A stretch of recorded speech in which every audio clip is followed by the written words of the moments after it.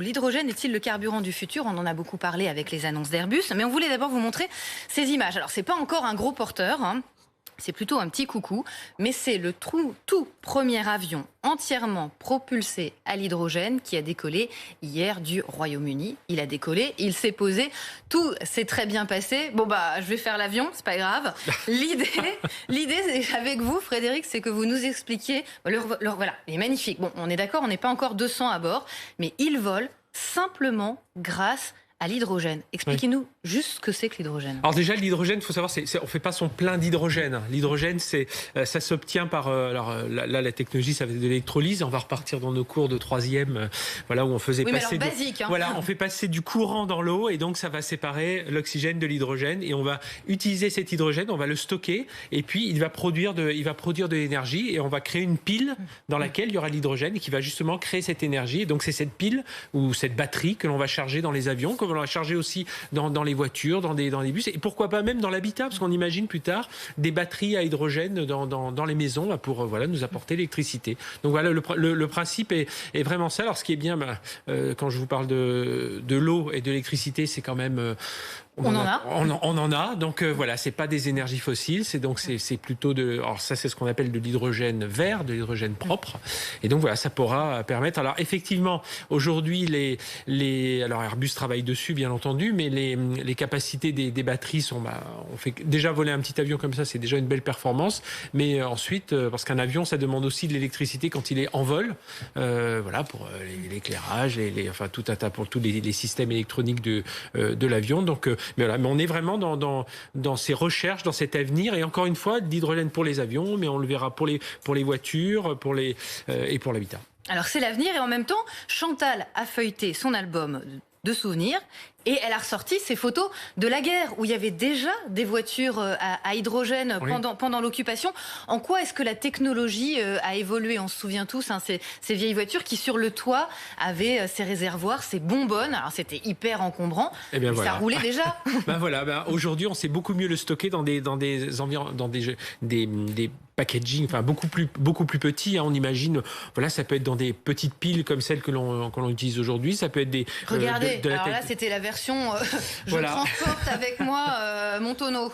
Non, on voit ce que l'on a vu d'ailleurs dans les schémas d'Airbus, c'est que ça reste quand même des choses volumineuses pour un avion qui emporterait 200 personnes à son bord. Mais sinon, non, aujourd'hui, ce qu'on a réussi, c'est la miniaturisation, c'est la sécurité aussi, parce que je vous avoue qu'on peut revenir dans l'album de photos, mais il y a beaucoup de voitures, on a eu quelques soucis d'accidents, parce qu'il faut que ce soit quand même une énergie qui n'explose pas, qui en plus d'être verte, soit sécurisante et sécurisée.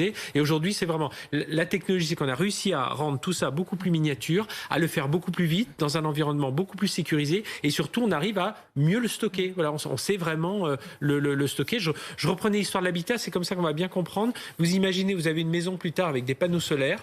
Quand il y a du soleil, très bien, il y a de la lumière, ça chauffe. Et ces panneaux solaires, toute cette énergie, elle peut être stockée dans des piles à hydrogène. Et le jour où il fait mauvais, ou la nuit, c'est là où on va aller pomper de l'énergie dans ces piles à hydrogène pour alimenter la maison. Est-ce si vert que ça vraiment? Question de François qui nous dit avion, voiture, l'hydrogène est-il vraiment un carburant propre? Parce qu'aujourd'hui, on le récupère essentiellement à partir du gaz naturel, voire du charbon de bois. C'est la transformation. C'est le souci, c'est ce que je vous dis, il faut de l'électricité qui va passer dans l'eau. Donc l'eau, oui, elle est bleue, elle est verte, mais l'électricité, elle vient d'où? Donc c'est ça le souci aujourd'hui, c'est ça. C'est pour quand on va arriver à une massification de cette industrie, c'est là où il va vraiment falloir travailler. C'est pour ça qu'on a des Air Liquide, des Total, qui travaillent sur cette partie-là, sur cette partie amont, parce qu'il ne s'agit pas évidemment de créer des grandes usines à charbon pour créer cette électricité, pour ensuite créer de l'hydrogène. Donc il faut que toute la chaîne est vraiment concernée par cette technologie. Le gouvernement qui lui y croit, puisqu'il investit plusieurs milliards dans un plan hydrogène.